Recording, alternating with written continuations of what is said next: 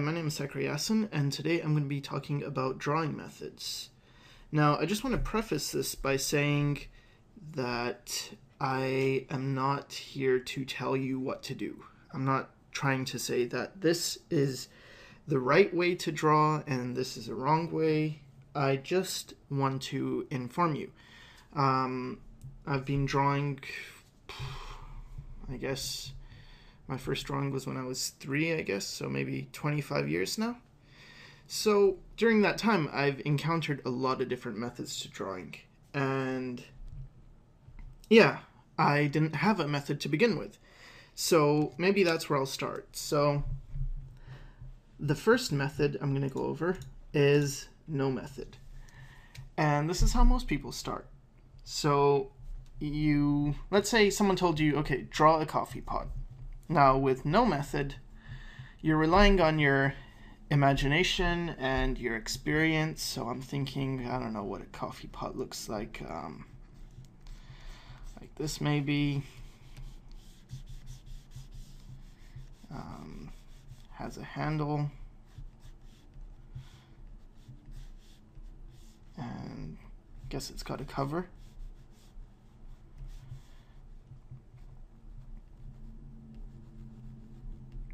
So I don't know, something like that. And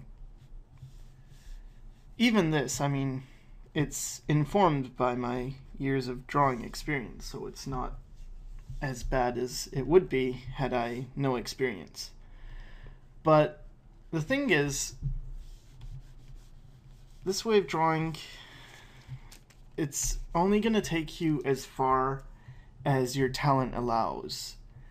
So maybe with all these methods, I'll go over the method itself and then I'll explain the pros and the cons. So what's the pros to this? Well, it's all you. You get to feel really proud that, hey, this is my drawing. And, you know, most people, again, this is where their level begins and ends, because when they get to the point that they can no longer draw things that look accurate, like maybe they start out with a pretty good sense of drawing from imagination. Someone tells them to draw a turtle, and maybe they have a vague sense of what that looks like, but they'll get praise, like, hey, that's an awesome turtle.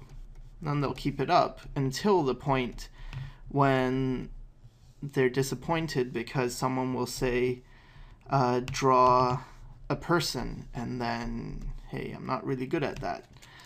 So the pros are that, you know, it's all you. The cons, you can only go as far as your talent and understanding allows. Alright, so that's no method. Now, here's another method. Method number 2, tracing. So you want to draw a coffee pot. So you find a picture of a coffee pot and you trace it. There you go. I honestly don't have too much to say about this one. You could say I'm a tracist.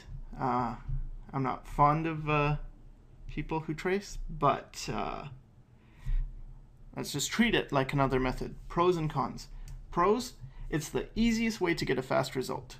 You don't need any talent. You take the picture, you trace over it. And that's it. That's the only pro, really. The cons, first of all, it's really easy. That is a con just because you don't have to practice, therefore your lines might not look so good.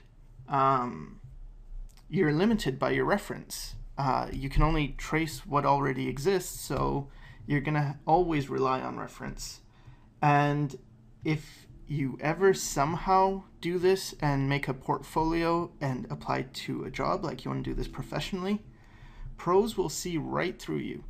Because they're going to ask you to draw something, and maybe you'll trace and you'll get that thing looking pretty accurate, but then they might say, okay, now move the arm an inch up or down, and as soon as it starts getting away from what you're comfortable with from your reference, then you're in a lot of trouble.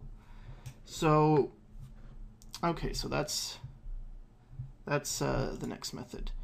Now, this next method is something that I see a lot. And this is the step-by-step or formula method. So I'll go over the step-by-step to begin with. Let's say this is your reference. You have your reference here, and it's also usually the finished product of the step-by-step. Step 1, draw a box. Step 2, add this kind of curved line at the bottom of the box. Step 3, create this kind of weird shape. Step 4, now do this. Step 5, add these thingies, kind of goes above this shape, and now it's breaking the symmetry. Step 6, these doohickeys. And step 7, erase the lines that don't belong. There you go. And I mean, usually you don't even get this reference. You just get this. Now, what's good about this and what's bad? Good thing is this is a nice confidence boost. You can actually follow these steps and have a drawing done that looks like something. It's easy, It doesn't take an expert to be able to follow the steps and follow, okay, this is kind of a box, and maybe the person drawing won't get it exact. Maybe they'll have a box like that, and then step 2 will come in, and they'll get their oval maybe like this, or I mean, it's gonna look off, but hey, it's nice for someone just starting out who doesn't have much confidence to get a somewhat decent result. But what's the cons for this? Well, first of all, you're only able to draw things that you've seen the step-by-step of, so it's very limiting. If you ever wanted to be a professional artist, this is not the way to go about it, because I mean, honestly, I don't know any artists of any friends of mine who are professional who use step-by-step. It's just, it doesn't make sense, because you're supposed to be drawing something that doesn't exist, but the step-by-step is kind of not only taking something that exists and that's already done, but then someone who knows how to draw drew it first, then broke it down, and then is teaching you how to, build up that way. But the people who created the step-by-step don't even draw by step-by-step. So, the other thing is a formula way, where it's like, okay, break things down into a basic formula. Let's say the lid is 1 unit of measurement, and this pot is 4.5 lids tall, and the space between the pot and the handle, it's 4 of those wide. So again, this is fine, but again, you can just draw this one thing. But I think formula is a bit better than step-by-step, just because you can turn this around if you learn the formulas and then still understand, you're getting proportion down here. Whereas with step-by-step, you're not really getting an understanding of proportion. You're just copying things to get a good result. And again, this isn't a bad technique. If you're just starting to draw and you just want to get something that looks like something, right? That's your whole goal. Like maybe I want to draw a car or a shoe or a portrait. And that's as far as you want to take it. You're not interested in becoming professional. You just want to draw something that looks like something. Then hey, this is a great way. So